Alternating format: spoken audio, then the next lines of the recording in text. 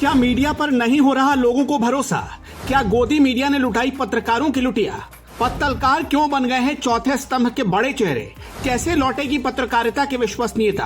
पिछले दिनों पटना में जो हुआ वो हैरान करने वाला था। आज तक की स्टार एंकर अंजना ओम कश्यप को देखकर वहां मौजूद लोगों ने जिस तरह नारेबाजी की, उसको सुनकर पूरी पत्रकार बिरादरी का सिर एक बार फिर शर्म से झुक गया। सवाल यह है कि आखिर टीवी एंकरों के खिलाफ क्यों भड़क रहा है लोगों का गुस्सा? पिछले कुछ वक्त से देखा जा रहा है कि चेहरे तो बदलते हैं, लेकिन जनता का व्यवहार उनको लेकर नहीं बदलता। कभी चौधरी तो कभी कोई और। देश की जनता को आखिर क्यों लगने लगा है कि व्यवस्था का चौथा स्तंभ क्यों अपनी विश्वसनीयता खो रहा है? खासकर टीवी पत्रकारिता के बड़े चेहरे, जिन पर सही तथ्यों के साथ खबर दिखाने की जिम्मेदारी है, लेकिन वो अपने स्वार्थ या किसी और कारण के चलते खबरों की मूल भावना के साथ खिलवाड़ करते हैं। पिछले कुछ सालों में देश के मीडिया को लेकर जिस तरह के शब्दों का इस्तेमाल हो रहा है, उसको सुनकर जमीनी पत्रकारिता करने वालों का सिर शर्म से झुक जाता है। कोई गोदी मीडिया कहता है, कोई दलाल कहता है, कोई बिकाऊ कहता है। इतना ही नहीं, कुछ ऐसे शब्द भी कहे जाते हैं जो हम आपको बता नहीं सकते। किसी भी देश का मीडिया जब बिकता है तो वो उद्योग बन जाता है। उद्योग समाचार के लिए नहीं, मुनाफे के लिए काम करता है। जनता के दुख दर्द से व्यापारी को कोई मतलब नहीं होता। कहा जाता है जब मीडिया गुलाम हो जाता है या बिक जाता है तो वो अपने मूल स्वरूप से भटक जाता है। यही हाल आजकल हमारे देश के ज्यादातर बड़े एंकर्स का है। सत्ता की भक्ति में डूबे हमारे एंकर्स कई बार स्क्रीन पर छिछोरे और भाड़ नजर आते हैं। किसी जमाने में राजा के स्तुतिगान के लिए दरबार में भाड़ हुआ करते थे, जिनका काम होता है हर बात में राजा की तारीफ में कसीदे पढ़ना। हमारे एंकर्स आजकल भजन मंडली बनकर रह गए हैं, और वो भी ऐसी भजन मंडली जिसके अपने अपने राजा हैं।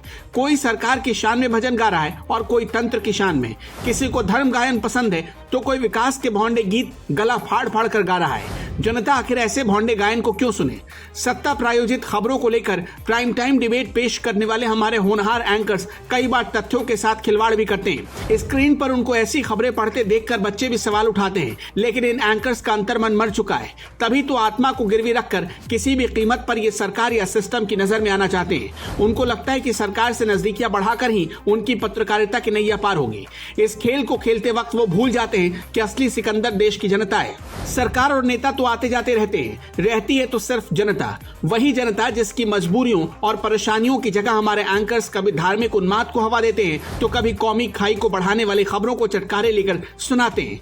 कई बार इससे पैदा हुई खाई की जद में वो खुद भी आ जाते हैं। पिछले दिनों आपने सुना और देखा होगा कि एक टीवी एंकर को उन्मादी भीड़ ने दौड़ा लिया था। उनकी पत्नी के कपड़े फाड़ने तक की धमकी दी थी। ये एंकर साहब लगातार देश के एक बड़े और प्रतिष्ठित चैनल में धार्मिक उन्माद की खबरें गला फाड़ कर सुनाया करते थे। मनोचिकित्सक भी मानते हैं कि लगातार झूठ परोसने वालों का मानसिक संतुलन गड़बड़ा जाता है। स्टूडियो की कुर्सी पर उछलते कूदते, चीखते चिल्लाते एंकर अपने ही बनाए या गढ़े हुए विषयों पर कई बार पैनलिस्ट के मुंह में अपनी जबान डालने की कोशिश करते हुए मुंह की खा चुके हैं। लेकिन एंकर्स हैं कि मानते नहीं।